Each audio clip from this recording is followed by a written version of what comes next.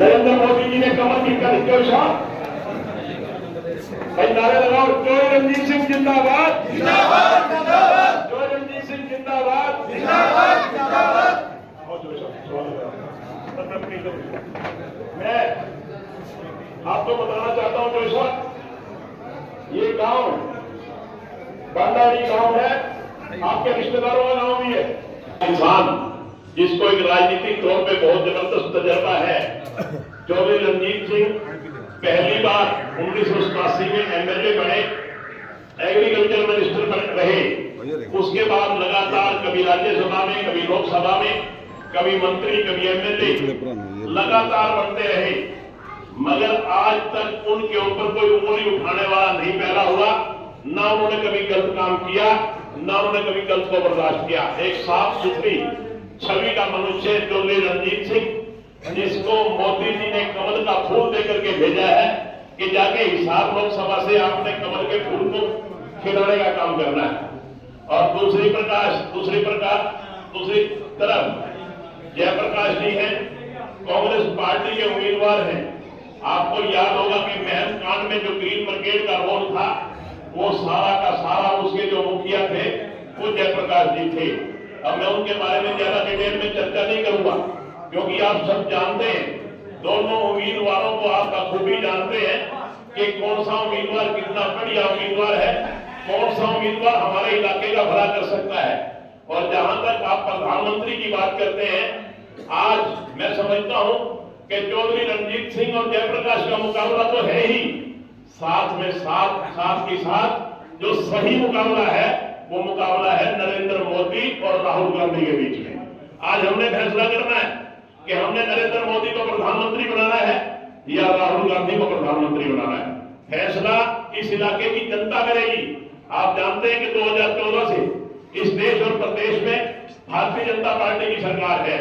मैं आपको याद दिलाना चाहता हूं कि 2014 से पहले जब हमने गैस का सिलेंडर भरवाना होता था तो हमें एक हफ्ता 10 दिन पहले बुकिंग करवानी पड़ती थी और सारा दिन लाइन में लगना पड़ता था, तो जाकर के एक गैस का सिलेंडर मिलता था। आज वही गैस का सिलेंडर है, उपभोक्ता बढ़ा है, घटा नहीं है, मगर आज एक फोन करते ही गैस का सिलेंडर आपके घर पहुंचता है।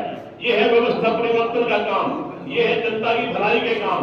एक पीला राशन कार्ड बनवाना होता था तो पता नहीं कितने चक्कर लगाने पड़ते थे, आज पीला राशन कार्ड आपके घर में बैठे पड़ता है, कहीं नहीं जाना, आपने अपने घर बैठ के अपनी आईडी दिखानी है और आपका पीला राशन कार्ड बन के आपके घर आ जाएगा। आज हमारी सरकार ने आयुष्मान योजना 5 लाख रुपए तक के इलाज की गारंटी ली है। अगर कोई गरीब आदमी, भगवान ना करे, किसी हारी बीमारी का शिकार हो जाए और उसकी जेब में पैसे ना हो, आज एक गरीब आदमी को अपना इलाज करवाने के लिए पैसे की जरूरत नहीं है। आयुष्मान कार्ड बना दिया नरेंद्र मोदी जी ने। अपना आयुष्मान कार्ड लेकर के अस्पताल में जाओ और 5 लाख रुपए तक के इलाज की गारंटी नरेंद्र मोदी ने दे दी। बुजुर्गों और साथियों, एक नौकरी लगनी होती थी, पता नहीं किस किस के चक्कर काटने पड़ते थे, कभी एमएलए के पास जाओ, कभी एमपी के पास जाओ। आज किसी के पास जाने की जरूरत नहीं है। आज बिना खर्ची और बिना पर्ची नौकरी देने का प्रबंध भारतीय जनता पार्टी की सरकार ने किया है। बुजुर्ग और साथियों, एक बात, अगर मैं विकास की बात करूं तो मैं 2014 से पहले जब हम मुंडाल गांव से दिल्ली के लिए जाते थे, 3-3, 4-4 घंटे दिल्ली के लिए लग जाते थे। आज आप बस में बैठो, 2 घंटे में आप दिल्ली पहुंच जाते हो। ये तो विकास की बात है। आज पूरे हरियाणा में समान रूप से विकास हुआ है। मैं आपको बताना चाहता हूं कि इससे पहले भी सरकारें आई, आप ईमानदारी से सोचना, जिस मुख्यमंत्री की सरकार आई उसी मुख्यमंत्री के इलाके में काम हुआ। चौधरी बंसीलाल की सरकार आई तो भिवानी में काम हुए, चौधरी भजनलाल की सरकार आई तो हिसार में काम हुए, चौधरी देवीलाल की सरकार आई तो सिरसा में काम हुए, और चौधरी भूपेंद्र सिंह हुड्डा की सरकार आई तो रोहतक में काम हुए। ये आपके सामने है। मगर ये पहली सरकार है जिसने बिना किसी भेदभाव के पूरे हरियाणा में समान विकास करवाने का काम किया। आज कोई ये नहीं कह सकता कि हमारे इलाके में ज्यादा विकास हुआ है या दूसरे इलाके में कम विकास हुआ है। आज सबका साथ, सबका विकास, हरियाणा एक हरियाणवी है, न जात, न पात, न इलाकावाद, किसी किस्म की कोई आपस में भेदभाव नहीं। आज पूरे इलाके में समान विकास हो रहे हैं। आपकी बहुत पुरानी डिमांड थी कि हमारे गांव में वाटर वर्क्स होना चाहिए। आपका वाटर वर्क्स बन के तैयार है, हो गया तैयार नहीं हो गया? आपके गांव का वाटर वर्क्स, मैं 3 दिन पहले आया था तो मैंने देखा वाटर वर्क्स तो तैयार है, मगर अभी तक इसके टैंक में पानी नहीं भरा। मैंने उसी टाइम आदेश दिया कि मैं इतवार को जाऊंगा वांडाहेड़ी और इतवार से पहले इस टैंक में पानी भर जाना चाहिए। आज मुझे खुशी हुई जब मैं वहां से निकला तो एक्सीडेंट का फोन आया कि आधे से ज्यादा टैंक हो गया कि नहीं हो गया भाई? तो आज आपका वाटर वर्क्स बन के तैयार हो गया। आपकी एक रिटेनिंग वाल का था, जोड़ के साथ रिटेनिंग वाल थी, इसका भी 60 लाख रुपए की रिटेनिंग वाल का काम आपका मंजूर हो गया। जैसे ही इलेक्शन समाप्त होगा, 4 तारीख को नतीजे आएंगे, 5 तारीख को इसका टेंडर लग जाएगा।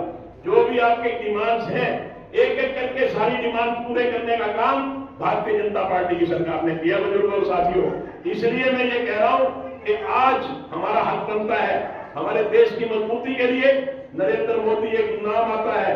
आप 2014 से पहले का इतिहास उठा के देखो कि हमारे भारत देश के प्रधानमंत्री कभी किसी दूसरे देश में जाते थे, कोई उनका स्वागत करने के लिए नहीं आता था। आज ये हमारे लिए फख्र की बात है, गर्व और गौरव की बात है कि नरेंद्र मोदी जी जिस देश में भी जाते हैं, उस देश का शीर्ष नेतृत्व पावड़े बिठा करके उनका स्वागत करता है। आज नरेंद्र मोदी जी के नाम का सिक्का पूरी दुनिया में बोल रहा है। बुजुर्गों और साथियों, इसलिए हमारा देश 2014 के बाद किस तरह से मजबूत हुआ है, किसी से छुपा हुआ नहीं है। अरे दीपक है, अरे क्या हो गया?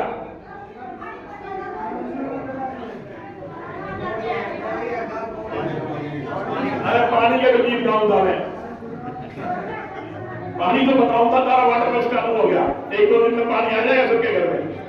तो मेरा कहने का मतलब ये है, आज हमारा देश मजबूत हुआ है, आज हमारे देश की चर्चा पूरी दुनिया में है।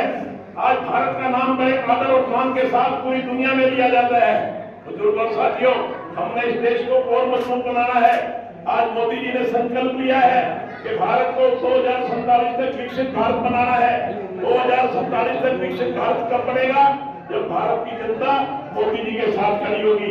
ये चुनाव कोई आम चुनाव नहीं है, ये चुनाव हमारे भविष्य का फैसला करेगा, ये चुनाव हमारे देश की मजबूती का फैसला करेगा। आप समझते हैं, आज वो 26 पार्टियां इकट्ठी होकर के मोदी जी का मुकाबला करने के लिए मैदान में उतरी है। बुजुर्गों साथियों, आपको याद होगा 1977 में भी इसी तरह से कई पार्टियां इकट्ठी हुई थी और सरकार बना दी थी जनता ने, मगर वो सरकार कितने दिन चली? 2.5 साल नहीं चली सरकार, और उससे कमजोर सरकार और कोई हो नहीं सकती। आज हमारी सरकार बहुत मजबूत सरकार है।